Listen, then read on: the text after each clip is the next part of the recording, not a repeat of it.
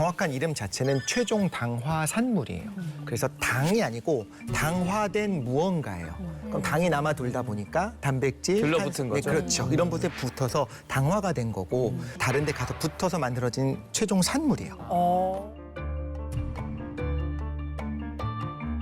그러면 이 제일 먼저 해야 될 일은 당독소 섭취 자체부터 줄여야 될 것 같은데 이게 어떤 음식에 많이 들어있어요? 굽고 튀기고 볶는 이 조리 과정을 거친 음식들은 당독소를 우리가 만들어서 먹는다 이렇게 생각하시면 되고요. 이걸 함으로써 영양분 섭취가 더 올라가요. 네. 그런데 당독소의 측면에서 봤을 때만 이야기를 한번 하자면 네. 익히지 않은 소고기 같은 경우에는 당독소가 많지 않아요. 100g당 707 AGKU라고 하는데 이 정도 단위가 들어있어요. 네. 근데 그 소고기를 232도씨에서 5분 동안 구우면 얼마나 맛있게요? 단 5분 구우면? 그렇죠. 딱 5분 구웠습니다.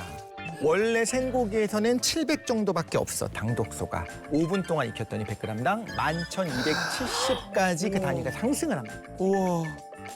조리를 했더니 같은 소고기가 16배나 당독소가 상승을 하는 거예요. 근데 조리법이 굉장히 중요한 역할을 한다. 커피도 콩을 볶는 거라서 당독소입니다. 쌓이는 걸 막을 수 있는 방법이 있나요? 사실 우리한테는 생소하지만 유럽, 캐나다, 일본, 태국에선 전통적으로 이걸 어떻게 알고 먹었는지 모르겠는데 진귀한 약재, 파비플로라라고 하는 걸 먹어왔대요. 근데 이것이 그 당시엔 잘 몰랐으나 당독소를 효과적으로 좀 제거해 줄 수 있는 것이 요즘 이제 알려진 많은 국가들이 먹기는 하지만 특히 태국에서 많이 먹는 약재인데요. 항노화, 건강 증진, 자양강장, 항염, 피부 건강 같은 다양한 질병을 다스리는데 1000년 넘게 사용된 약재다라고 하고 고대 인도 학문 아유르베다의 61가지의 처방전에 포함될 정도로 우리나라로는 이제 감초 같이 이렇게 다재다능하고 오래전부터 사랑받아 오고 있는 그런 약재입니다. 왜냐하면은 이게 이 파비플로라 추출물이 요즘에 다이어트 소재로 좀 각광받고 있거든요. 네, 파비플로라의 추출물이 이게 식품의약품안전처로부터 이 체지방 감소에 도움을 줄 수 있다면서 이제 개별 인정형 원료로 허가를 받았다고. 오, 식약 허가까지 받은 네. 거면. 그렇다면 이 파비플로라 추출물이 어떤 원리로 이 당독소를 없애주는 거예요? 당독소가 뭐 끈적끈적한 그런 성질이 있다. 여기저기 맞아요. 잘 달라붙는다 이렇게 말씀을 드렸잖아요. 그래서 우리 몸 안에 있는 이런 끈적끈적한 당독소를 제거하려면 저절로 떨어져 나오진 않으니까 우리 몸에 열을 만들어낼 수만 있다면 이런 독소들이 떨어져 나오는 것들이 가능해질 수 있다는 거죠. 이 파비플로라 자체의 그 원리를 설명드리자면 파비플로라 추출물이 몸의 발열 스위치를 켜서 체내에서 열을 발생시키는데요. 운동을 했을 때 열이 나잖아요. 비슷한 원리입니다. 우리가 운동을 하면 얼굴이 벌겋게 달아오르면서 몸에서 열이 나잖아요. 이 체내에 열이 오르면서 에너지, 즉 이 지방을 태우는 것처럼 이 파비플로라 추출물 역시 동일한 효과를 나타내는 것이라고 합니다.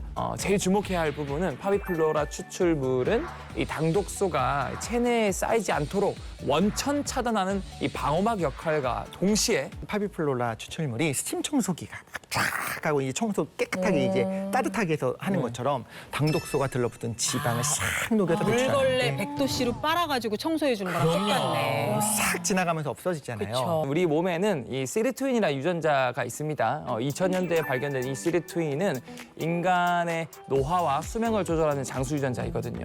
노화와 장수를 조절할 뿐만 아니라 우리의 다이어트, 체중 감량에도 영향을 주는데요. 우리가 단식을 하거나 또는 혹독한 추위를 겪는 극한 상황에서 생성되거든요.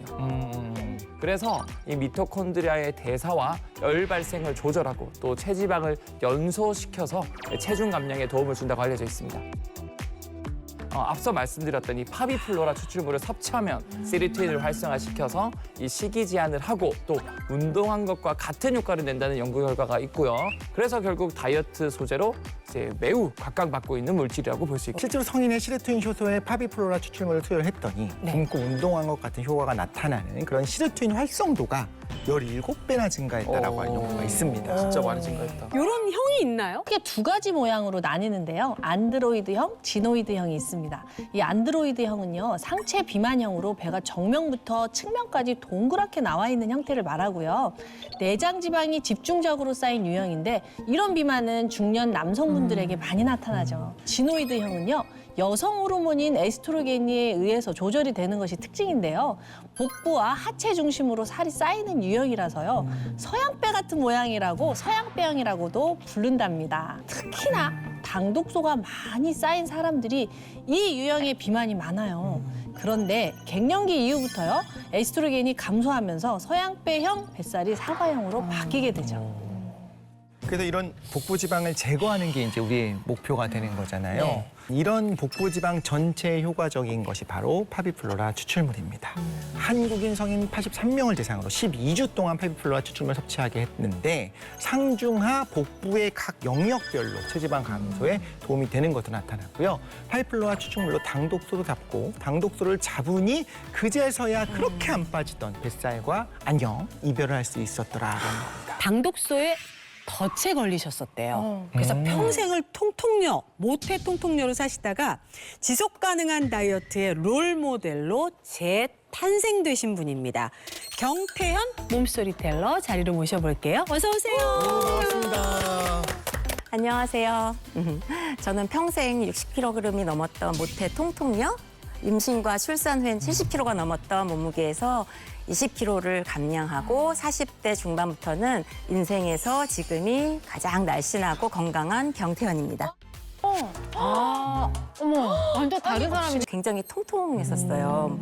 먹는 거 굉장히 좋아하고 친구들이 만화책 사러 갈 때도 저는 빵집에 들렀고 쉬는 시간이면 매점으로 달려가던 그 아이, 그게 바로 저였습니다. 그리고 대망의 고등학교 3학년이 됐죠. 저는 또 미대 입시를 준비를 했었어요. 그러다 보니까 하루 종일 앉아서 그림 그리고 또 공부해야 되고 또 시간이 없으니까 빨리 먹을 수 있는 뭐 햄버거, 감자튀김, 뭐 떡볶이, 순대, 가공식품. 뭐 패스트푸드들을 뭐 그렇게 달고 다녔었거든요. 그러다 보니까 통통녀에서 퉁퉁녀가 됐고요. 이제 그 몸이 이렇게 쭉 이어져 갔습니다.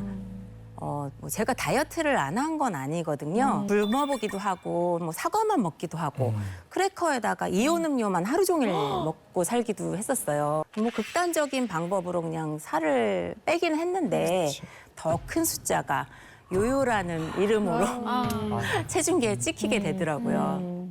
그리고 세월이 이제 흘러서 제 결혼을 하고 저한테 아이가 생겼는데 임신을 하고 나니까 완전히 고삐가 풀려버리는 거예요. 아이를 위한다는 핑계로 그냥 땡기는 대로 다 먹고 닥치는 대로 먹었죠. 뭐 그러다 보니까 몸무게는 연일 최고치를 찍게 됐고요.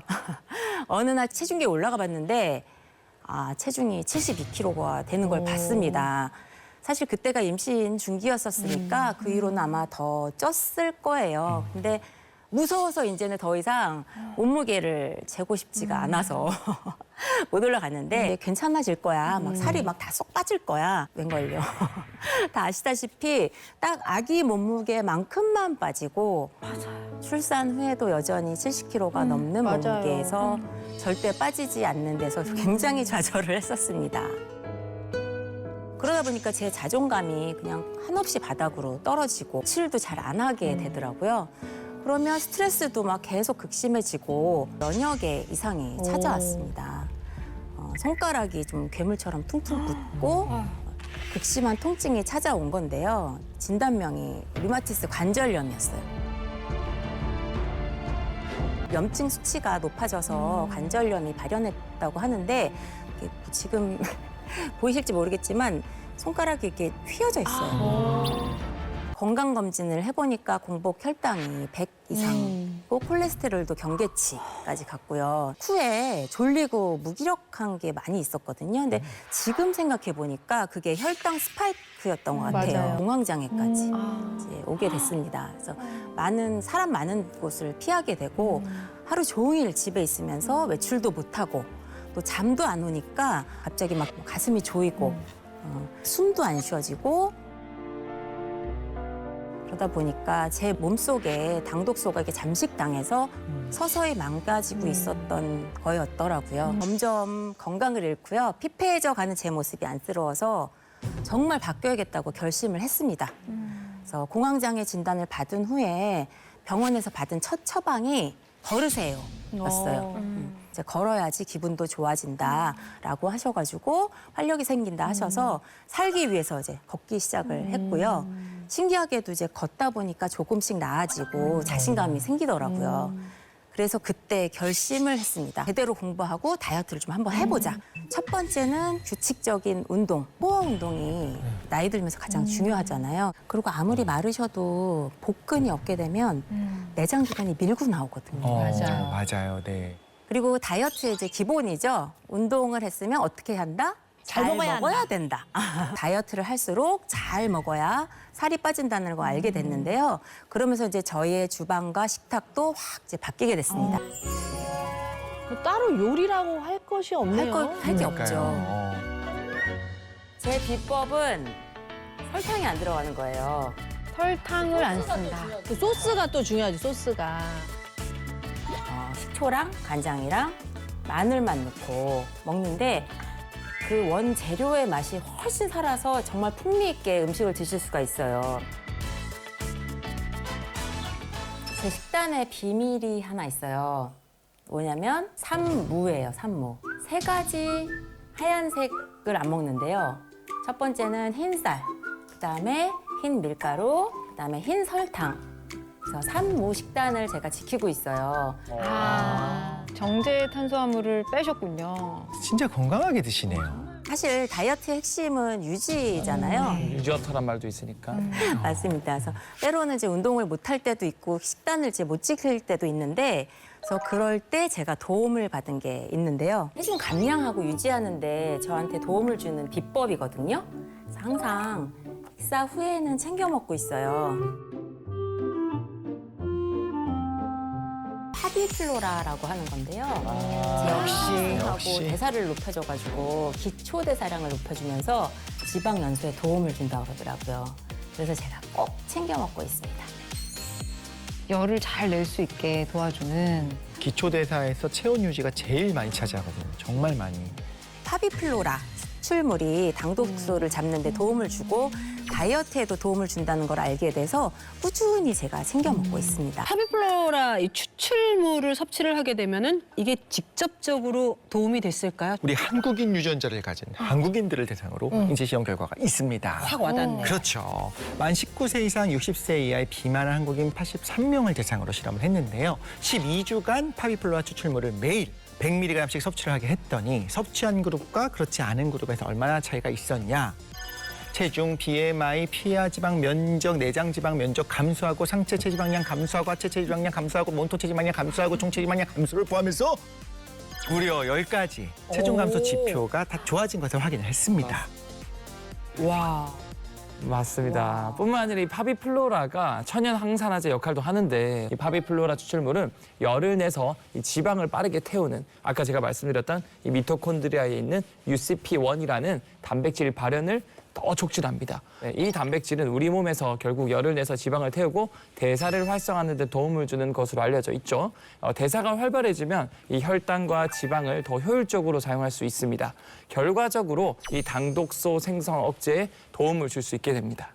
파비플로라도 결국은 몸에 그 열내는 스위치를 켜지고 열을 내게 해주는 그 작용을 해주는 거잖아요. 근데 제일 못 참겠는 건 배고픈 거거든요. 맞아요. 옛날에 뭐 가짜 배고픔이냐, 물 먹어보면 안다, 뭐 이런 것도 사실 저 있는데. 브로콜리를 보고 먹고 싶으냐 뭐 이렇게 이야기를 하잖아요.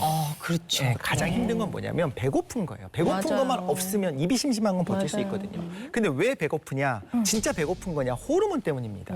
사실 내가 배고픈지 아닌지 내 머리가 어떻게 알겠어요? 그러니까 호르몬을 가지고 우리가 조절을 하는 거거든요. 그래서 다이어트만 했다면 백전백패하는 이유가 이 식욕 호르몬인 그렐린 때문입니다. 그렐린은 위에서 분비가 돼요. 그래서 배고프다, 너 비었어, 빨리 먹어라고 명령을 하는 호르몬이고 이렇게 끊임없이 얘기를 하니까 이런 그렐린만 있으면 우리가 끊임없이 먹을 거잖아요. 그럼 이제 먹었으니까 이제 소장에 음식 들어왔으니까 그만 먹어 하는 포만감을 느끼게 하는 렙틴 호르몬도 있는 거죠. 그런데 당독소가 많으면 이런 렙틴 수용체 민감도가 떨어져요.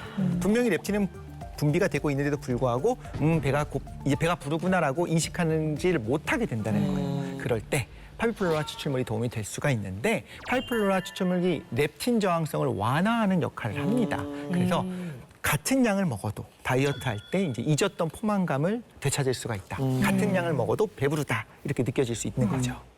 다이어트 성공 후에 혈관 건강까지도 싹 다 정상으로 돌아왔다고 그 아까 몸소리 텔러님이 말씀하셨어요. 이게 혈관 건강에도 이 파비플로라가 도움이 될까요? 도움이 될 수 있습니다. 아, 진짜요? 네.